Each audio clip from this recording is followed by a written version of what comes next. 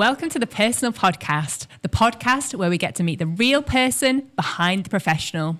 I'm your host, Charlotte Nichols, and I'm delighted to introduce you to my guest today, Chris Carroll, who's Managing Director of MGC Agency. So Chris, have you ever had a near brush with death? Yes, and twice on two occasions. I had an operation early 2010 that went wrong. I actually had 20 centimetres of my bowel removed with having Crohn's disease. And on, in effect, doing the operation, they didn't stitch me back up right. So I had a leak within, which then formed a really serious case of septicemia, in which I was taken down at 2:00 in the morning. And my wife and my mother were there, and it was literally told the likelihood is I wouldn't come out of it. Oh my goodness. I was fully not aware of on this, but they were told to prepare for the worst. Wow. And all through kind of an error in the surgery? Yes. They hadn't stitched me up properly. They hadn't stitched my bowel up properly, so it had a leak within there. So and then adding to that, with getting the infection of septicemia, which is a really life-threatening thing as it is. Mm-hmm. They had to rush me down emergency because they told me kind of my legs are pretty big as they are, but in cases they were double the size. My whole body was double the size of what I am. I was in quite a state, and they had to rush me down and do emergency surgery. Oh my goodness. And we talk of kind of seeing the light in these sorts of situations. Did you have any experiences like that? I absolutely saw the light. I can remember it clear. If I close my eyes now, I can see it now. I definitely saw it, and I were close, and I think it were probably a lot of professionals have looked at my case, and I've got a couple of friends that are in the medical profession, and they have all said they do not know how I survived it. If they would look, they would have said categorically, no, I wouldn't have survived that. The reason why I think I did survive it was because at the time I had a 3-year-old daughter, and I didn't want to go for her, but I think I was extremely close. So when you say you saw the light, could you almost feel yourself being drawn towards it? And was it kind of you saying, no, I need to stay here for my daughter? No, it wasn't anything kind of conscious like that. Mm-hmm. I just remember the bright light of it, and then a bit of a haze, and then I kind of came round within it, or I came out of the surgery. But it certainly changed my perspective of things that said, you see the light, or there's another. Categorically, I saw the light. My goodness. And was it kind of brighter than, say, when you look at the sun on a really kind of bright sunny day? Yeah, just completely white. Yeah. Just completely white all around, yeah. I take it it's stuck with you. It has, and it's changed a lot of the way that I am now, personality-wise, the way that I think, the way that I used to stress a lot about small things, and now it kind of, I look at things that matter I stress about. The things that don't necessarily matter, it doesn't really matter. Yeah. And so did it make you believe that there is life after death? I think there is. Mm-hmm. Yeah. I'd never really thought about it before, but I think there is with what people say. You see the light, there's a light there, and you kind of, well, is it or is it not kind of thing. So it has made me think yes, there is. My goodness. So you mentioned you had 2 near brushes with death.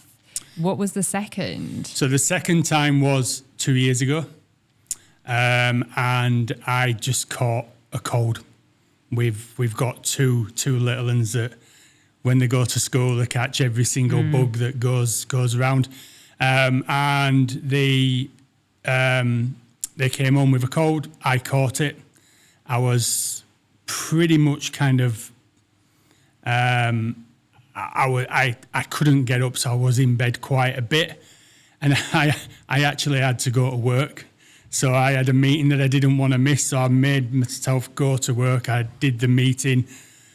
And I'm a bit kind of, I don't overly like to complain. So I struggled to get up the steps. And I had the meeting. And then I called my wife and said, yeah, I'm not feeling too good. And she says, yeah, we need to go to James Cook because she's a nurse. Right. She categorically said, don't go to work and don't go to the meeting. But I'm stubborn the way that I am. But she's a nurse within that. And I went to James Cook and I was in the A&E. They actually rushed me in and I had septicemia again. That's quite rare, isn't it, to have it twice? Yeah, to have it twice. Yeah, I feel like I've firmly gone against the odds because having it once is terrible as it is. But I got it twice, and it's a complete infection of your blood, so it goes all around your blood, all around your body. So, and again, because of the way that I didn't overly know what was going on around me,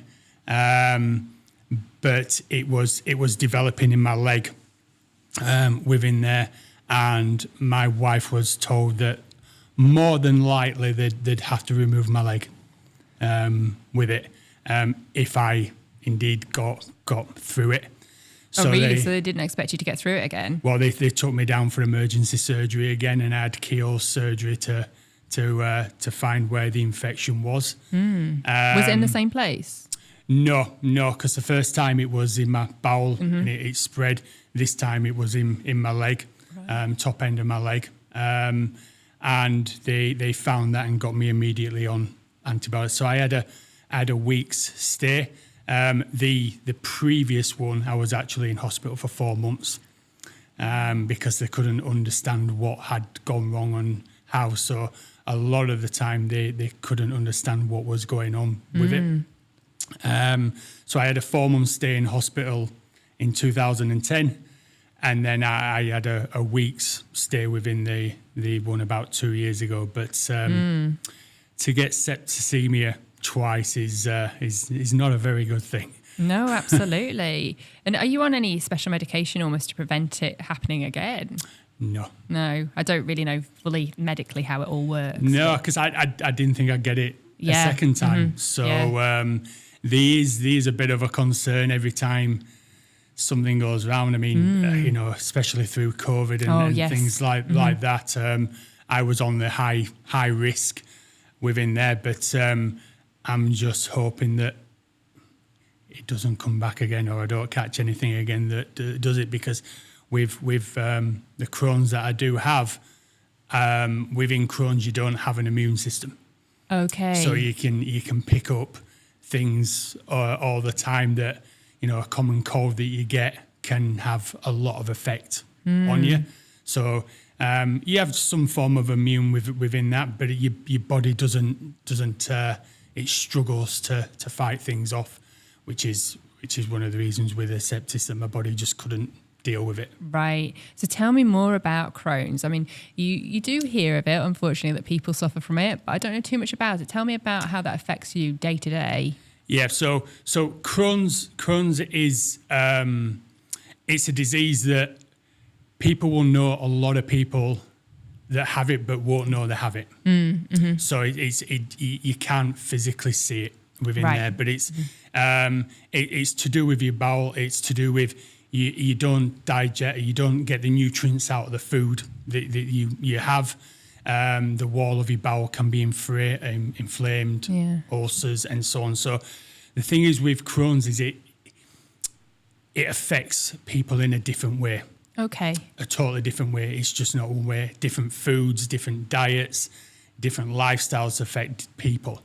The scary thing is it affects children as well. Oh no. And that's the real thing. Every time that I go and see my specialist, because I've got an 8-year-old boy, I say, is there any tests that they've developed that can, because it can be hereditary. Okay, yeah. But they can't detect it within children. And of course the children won't know because they'll just think it's normal. And Absolutely. So if you've got symptoms like fatigue is a major thing. because you're not getting the nutrients you You don't need. get the nutrients whatsoever. So there's times where I can get up at 7 o'clock in the morning. By 9 o'clock in the morning, I need to go back to bed, or I feel like I've been up 48 hours.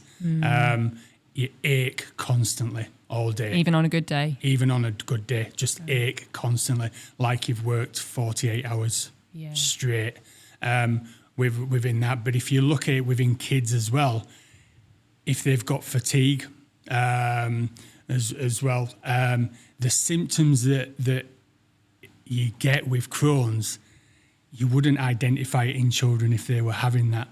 Yeah. So, and because they can't test it within that, it's quite a scary thing. So normally within it, it's detected kind of when you're in your 20s and so on and go into adulthood. Is that when yours was detected? Yeah, when I was 19. But do you think you had it from a child? I may have, but it gets misdiagnosed. That's the way I think. I was told twice by doctors that I was young, I would get over it. I was saying I was constantly tired, I was constantly fatigued. You would get over it. You're young. And it was only a third time when I went back and I saw a different doctor, and he was a bowel specialist at the hospital. And I spoke to him for a couple of minutes, and he said, "I know what you've got. I want to test you for Crohn's disease." And then from there on, it is a constant cycle of medication. So whereas at the moment, I'm not on as much medication because I do a lot of research into organic supplements and things like that. Yeah. There was one point where I was taking 22 tablets a day. And I was having injections in my legs every 2 weeks. My goodness, what did all they do? What did they do? They help to, because within your bowel you get ulcers within there, and you can feel sick. The fatigue side of it. You can go to the toilet 12, 15 times a day. So you get a lot of people that really struggle in order to, if they're out and they need a loo, to try and find a loo within that. So a lot to kind of suppress that, but your body gets used to it and it gets used to the medication. So you can only be on it a certain amount of time before it stops being effective, and they've got to give you something new within that. The other side of that is going on to steroids. And if you start going on to steroids, and that's kind of, you get a big high, but then you've got to gradually come off it because you can't be on it for a long time. Yeah.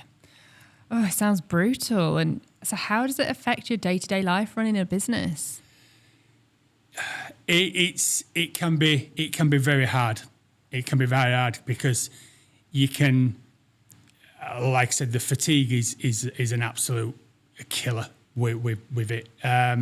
Really tired, really kind of stress. Stress is the worst thing for Crohn's. Okay. And if you run a business, you're not going to run a business without having stress. Unfortunately not. And constant stress. And also we're running a business as well as your mind's constantly going all the time. So you're not having a break. And it doesn't help that I'm a fidget as well. I can't sit. I mean, even now I'm probably kind of tapping my knees and so on. I'm a fidget as well. So it's you've really got to try hard and have a break and have a rest. But it is very hard because you get triggers. If you have a stressful, it starts to trigger your symptoms. If I get too stressed, I'll start getting multiple ulcers, bottom and top inside my mouth. Really? Within that. Also, what I get and how it affects me is I fluctuate in my weight a lot. Okay. So it can give you kind of a mental block on eating. So there was, unless I control it and I have these blocks, I can go 4 to 5 days without eating anything. because my brain is saying, I don't want to eat anything. Because it knows it's causing you pain. Yeah. Right, yeah. okay. Absolutely. But you just don't want to physically eat anything, and it's a really awkward thing. I've felt completely drained before, where I've gone and got myself something to eat, and I've actually sat there for half an hour psyching myself up to eat it. And you know you've got to, but there's something in your head that says, I can't eat that, and then that leads into kind of eating disorders and so on, which I've had. And for someone that is 6'4" and like I am, I dropped to 11 stone at some point because of that. So weight fluctuates. So I've got two sides of a wardrobe. My goodness! I've got when I'm my bigger size, and then I've got when I'm my slimmer side as well. Oh, bless because you. it goes up and down so much. Yeah, you don't think about that, but I guess it is a normal reaction of the body that this is making me poorly. I don't want to eat that. And so then you go through the stage where you don't eat, and then when you suddenly gain your confidence in eating again, do you just go crazy? Yeah. Pretty much within there. I mean, I'm at a weight at the moment where I'm very happy with, because I have been very, very underweight within stuff. But it's only a matter of time sometimes where these things kind of come back. Yes. But I had a case within that where I through eating, I actually gained an eating disorder. Okay. And I got bulimia within that, and that kind of led to all sorts of things where I was eating something, but I didn't want to then eat it, so I was making myself sick in order to do that. And what then happened within there, because my esophagus got damaged, which led me then to have a series of procedures where I had to have a I've had that. It's not camera nice. put down and a balloon. Oh, okay. A balloon put up, so it actually kind of expanded my esophagus back up because painful. it was closed up. Yeah. So it was all inflamed within there. Thank you so much for talking so openly about this. So again, we have these stereotypes in our minds. When someone says bulimia, we think, a model, a young model, a female usually comes to mind. You don't think, a professional business owner. Yeah. So thank you so much for talking so openly about it. What kind of got you through that bit?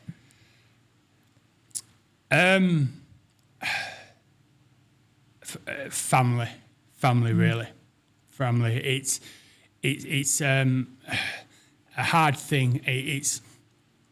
It's had quite a bit of effect on mental health kind of thing with anxiety. And while I haven't been tested with it with my operations and so on, they do think I've got some kind of PTSD as well with what went on within that. But going through it, just family. My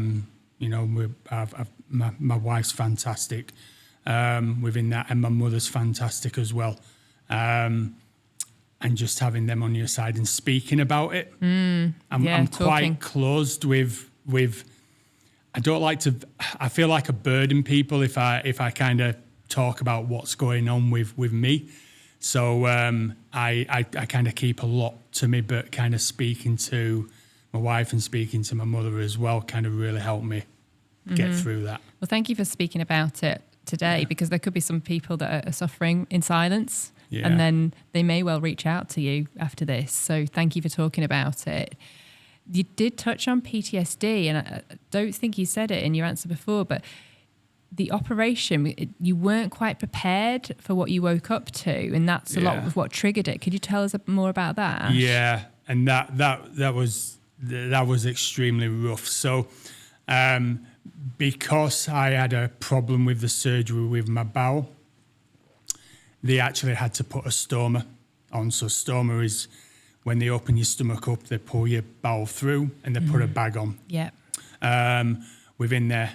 Now, when you are they are looking to do a stoma and put a stoma on, you're actually supposed to get counselling beforehand, because it is quite a big thing to Absolutely. to get used to understand what it is. and so on. I actually woke up and went to the loo and saw it on me. So they didn't even tell So you? there were no nurses that say, you've got a stoma on you, we've had to do this, Oh my goodness. on. I actually woke up and went to the water and found my bowels coming out of my stomach, which had a big effect on my kind of, I'd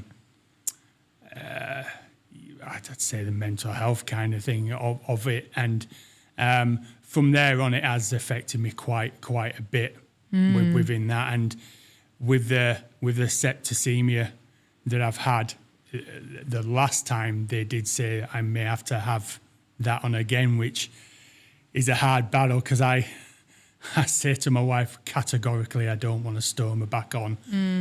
She, being a nurse, says, if you need to have one, you need to have one on. I think that is one of my biggest fears through anything, that I'd have to go back and have that again. Yeah. I don't know if you heard one of the really early episodes, but we interviewed Matt Ord. Right. He has a stoma bag permanently. Right. And you know what? He spoke very candidly about it and what it was like living with one. And, you know, I don't know if you do know Matt, but he made it all sound probably a lot easier than it actually is. It's manageable. It's manageable with it. And I know several people that have also got it permanently. Yeah. And the health benefits that it has given them is great. I mean, when I had it, it was something that they didn't intend to do, but it did help heal my bowel. A lot of people have stomas just to allow their bowel to heal up. Okay. And then they have the reversal. Yes, I know people who've done that as well. So, but yeah, I mean, it's still horrific. So I can totally understand why you would try to avoid it. Yeah. But obviously there are people who have to live with it and have no choice. Do you think, so you had yours removed. How long did you have it for? I had it for about 1.5 years. Okay. So it's a long time. Yeah. Yeah. A long time. And to get used to and so on within there, and management of it. So, that was a tough time. But luckily I didn't have to have it permanently. Yeah. And so what are the symptoms of kind of the mental health that the negative mental health that you experience because of all the physical things you go through? Yeah. I've got to really look at the things that matter and the things that don't matter. Mm-hmm. So you can stress about everything, and you can stress about the whole thing. And my family and my daughter particularly always says you're so laid back in the way that you are. I never used to be. Okay. I used to stress about things. I used to, we need to do this and we need to do this. Now I am completely off. Well, that at the moment can wait. It doesn't matter about that. These are the things that I need to do now. But I've learned to do that, because if I don't, the anxiety comes back. I went through a period through having the surgery and so on, of very kind of deep depression. Within that, I can be quite a loner sometimes. I like my own space and I like my own time. I went through a period where I couldn't be alone. Okay. In that if I would walk. I lived in Northallerton at the time. I would walk into the town centre and I would just sit on the bench, but I'd sit there for several hours. But I wouldn't be. I'd just be kind of in a daze with it. But I was around people, and I'd wait in order to, when my wife finished work or my mother finished work, where I could give them a call, and it would take just a couple of minutes on the phone, say this is what's going on, and so on, mate. It kind of lifted the mood. Yeah. But I went into a lot of anxiety, a lot of depression with things, which is fine now. I've come out of that, because I've learned to deal with what were the root cause of things like that. But the initial surgery back in 2010 and the follow-on from that had a lot of consequences in the way that I am now and the way that I feel now and handle myself. I'm not surprised. What are some of the coping techniques you use? One of the best things that I have found for stress and anxiety is, which people find kind of astonishing, is I haven't had a warm shower or bath in about 3 years. Right. I have ice cold showers every day. I have a ice bath in my garden, a plunge bath within there, and the benefits of that, you can be feeling a little bit down, a little bit stressed, and so on. If you have a nice cold shower, and I was reading a lot about you just have the shower, but you let it hit your forehead for some time. Okay. It really kind of de-stresses and takes your anxiety off.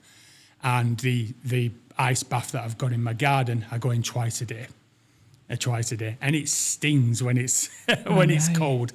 It really does sting when it's cold, but it's very, very addictive in that if I don't go on it, I need to go in it every day. But the benefits of lifting your mood, your stress, the anxiety really, really helps. As well as supplements that I take lion's mane mushroom. Oh, yeah. To do that in both tea and in capsules.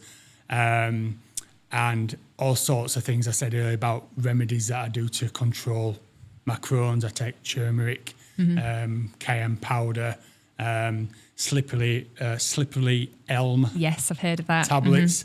And it's all things that I've really researched into, and seem to be. It's kind of hard with these things because you don't know whether it's kind of a placebo effect. If it works, you know. But I certainly take a big handful of supplements every day, and it seems to, especially the lion's mane. Yes, I've started having that in an alternate coffee. It is, because I'm a bit of a Red Bull. Which can't be good. Which is terrible. Yeah.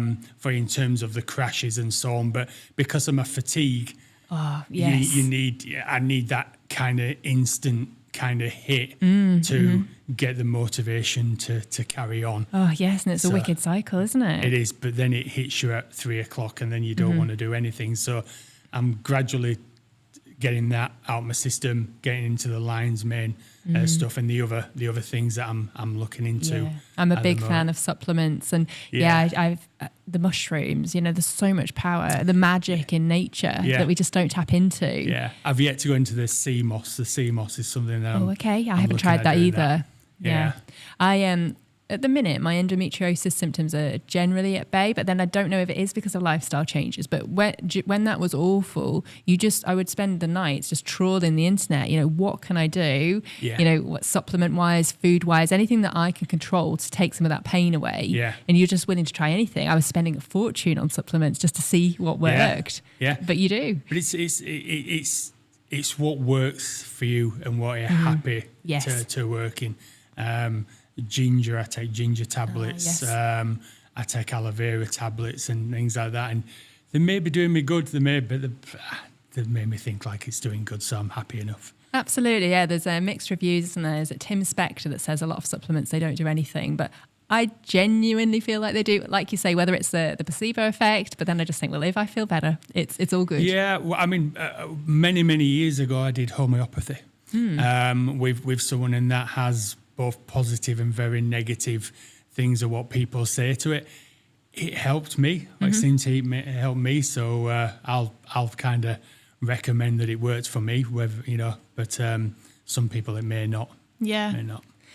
Interesting stuff. And can you describe? There'll be people who don't run businesses listening to this. There'll be people who do run businesses listening to this. Just how stressful is it running your own business?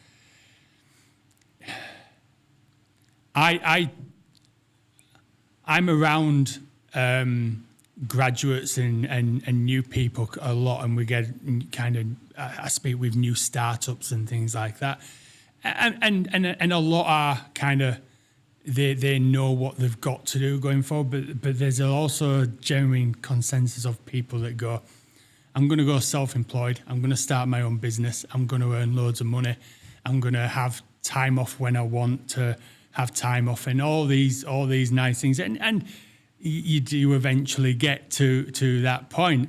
And I kind of sit there and nod and smile, and in my head it's just going around going, you are getting the worst job you could ever get from the start. You will have no holidays. You will, I mean, I've had points back when I started up where I was at the petrol station is, do I put petrol in my car or do I have lunch? And you have the extreme ups and downs that you do within that. But I wouldn't change the course that I've been on. Yeah. It is an interesting point you raised. If you wrote out a job description for almost your first year and sometimes many other years of running a business, no one would want it. Absolutely. So in June, next June, I've hit 20 years of being self-employed. Amazing. So I'm quite proud of that. Absolutely, you should be, especially facing all the health problems you've had. Yeah, and it's been tough, but it's been a great learning experience. Oh, absolutely. You learn so much in quite cruel and harsh ways sometimes. It is. It's extreme. When you watch all these things on YouTube and whatever of, I create a business in 6 months and do this and this, you say, well, good for you. But in reality, it doesn't quite work like that. I know. And again, it's something I think it's important for people to talk about because it's sometimes seen as failure if you talk about all the hard things you're going through and, I actually wasn't able to pay myself this month. But it's important because otherwise people have unrealistic expectations. I think you do, because you speak to business owners and everybody goes through the same thing. Yeah. Within that, and everybody has the ups and downs, and they really do say that failure makes you stronger. And nearly everybody that I know in business has had, they've had success, but they've had big failures as well, because it's just up and down all the time. I think resilience is critical. It is. You've just got to pivot, change, keep up with things and keep on going again. Get back up again. It is, and don't give up. It's like life though, isn't it? It is. Yeah. It is, yeah. And so what made you continue to want to run your own business, having gone through such big health problems and also knowing that stress makes the problems worse? I love doing what I do. It's just as simple as that. I never get up in the morning and think I don't want to do what I do. I love it because my role has changed a lot and keeps on changing, because I do one role and then when I work it out and so on, someone comes in who's better than me to do that role, and we can't moving up within there. And I'm at a point now where I speak to people all day. I drink coffee, which I shouldn't drink coffee, but I drink coffee. But I generally love what I do. Yes. I love helping people, and I also, what drives me is what the experience I've got now can really benefit people going forward as well, which is another kind of layer of my progression going over the next couple of years as well. No, that's really nice that you can bring that into your career as well. Yeah. You touched on COVID a bit earlier.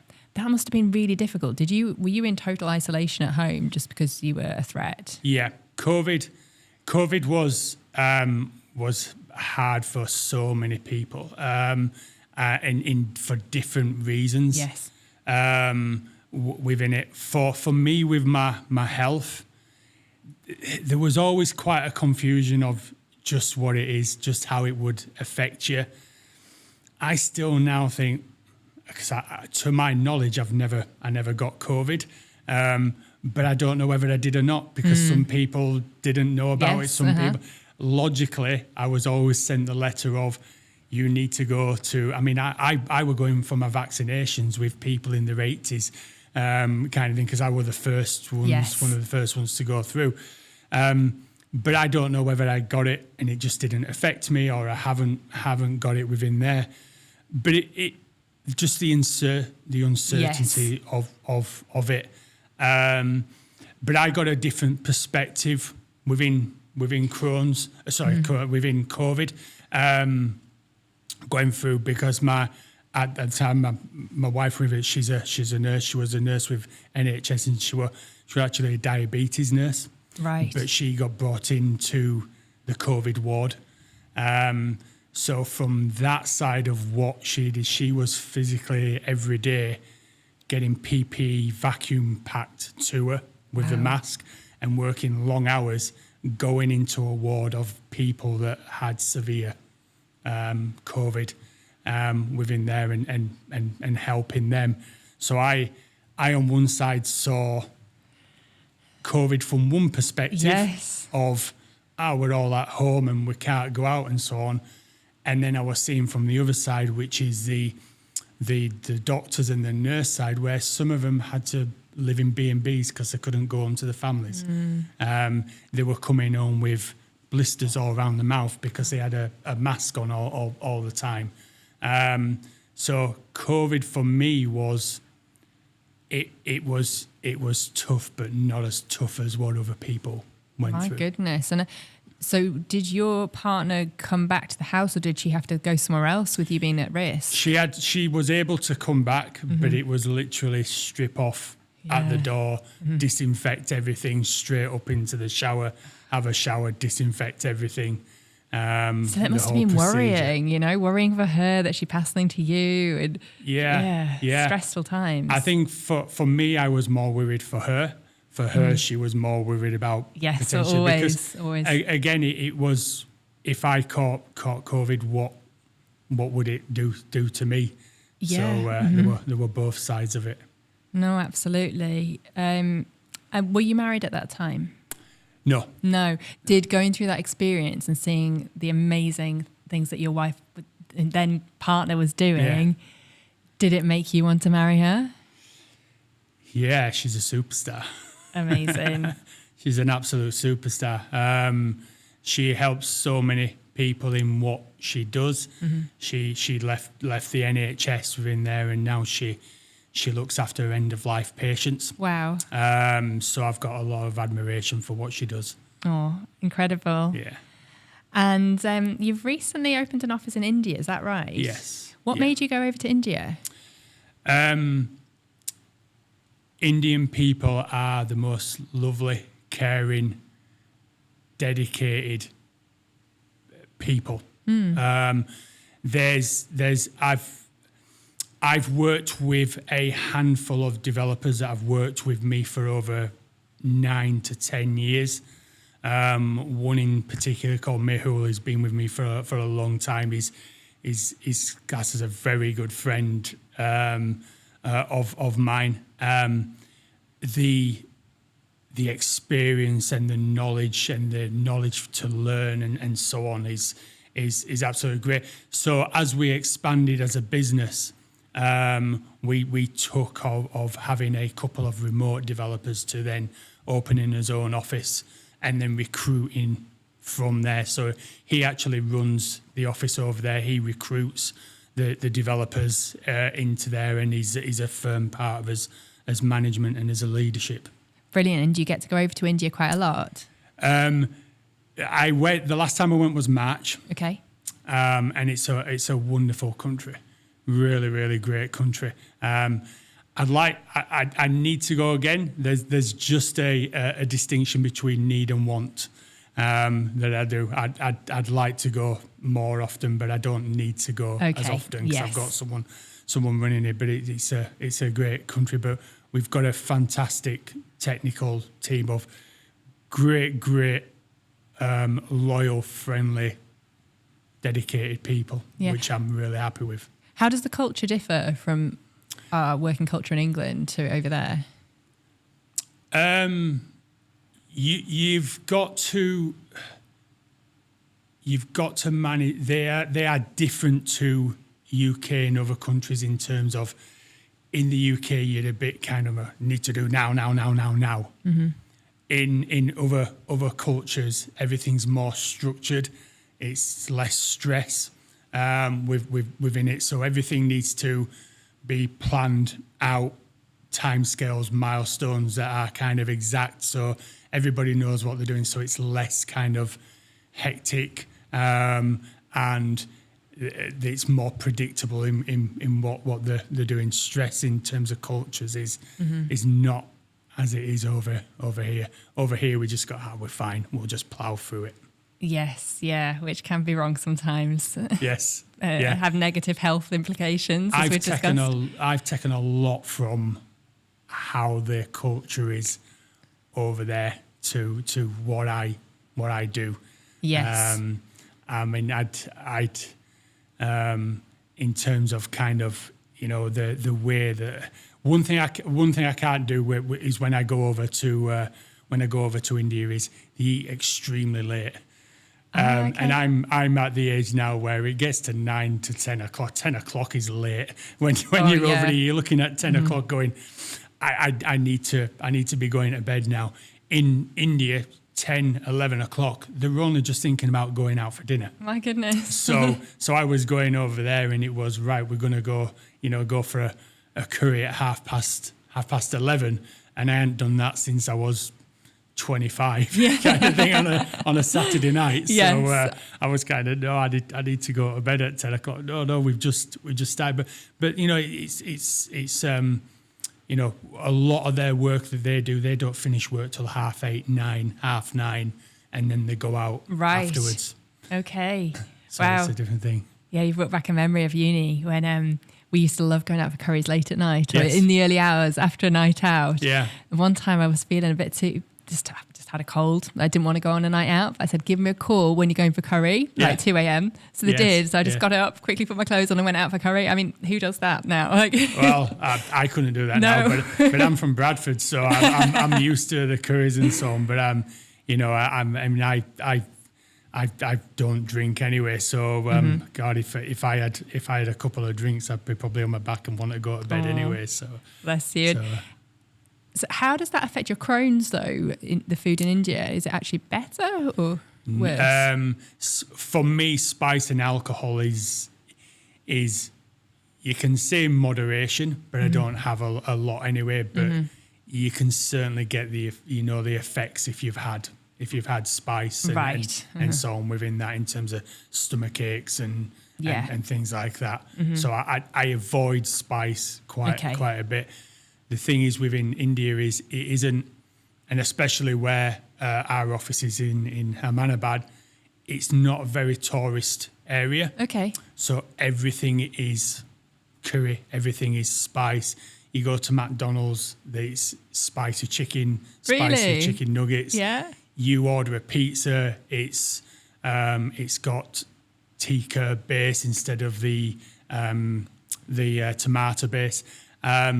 You go to one of their vendors and you get they had a skewers with watermelon on, and when we got that, we didn't know they put masala on top. Amazing! Oh, I bet so that's nice. They put chili on top of the melon. Everything is chili, everything is spice. Yeah, there's nothing there in terms of kind of we say Westerner food or anything. It is if you don't like curry, you don't like you don't like curried potatoes in the morning for your breakfast. Goodness, it sounds you're amazing. You're going to struggle a little bit. I need to go. Yeah. I love Bombay potatoes. Yes. You have them for breakfast? Yes, yeah. Perfect. Rice for breakfast, Bombay potatoes and I love it. And things. We had to go on to just getting an omelette after a while because we were all curried up. But it was spicy though, the omelette. Yeah, the try. I mean, obviously there's downsides as well in terms of culture, the extreme poverty. Do you ever come into contact with that while you're over there? Yeah. There's two sides of what you're saying. It's quite surreal in the way that it is. So you can go down one part of the area and it is extreme poverty. And then you go around the corner and there's a shopping centre with all the big fashion brands and so on. Oh, that's crazy. But these parts of India in terms of the poverty, especially with the children and so on, sleeping rough and things that is quite upsetting within it. But it's something that happens a lot. So it's over in India. So when you see it for the first time, you know that's happening because you're not used to that. It's something that affects you quite a lot.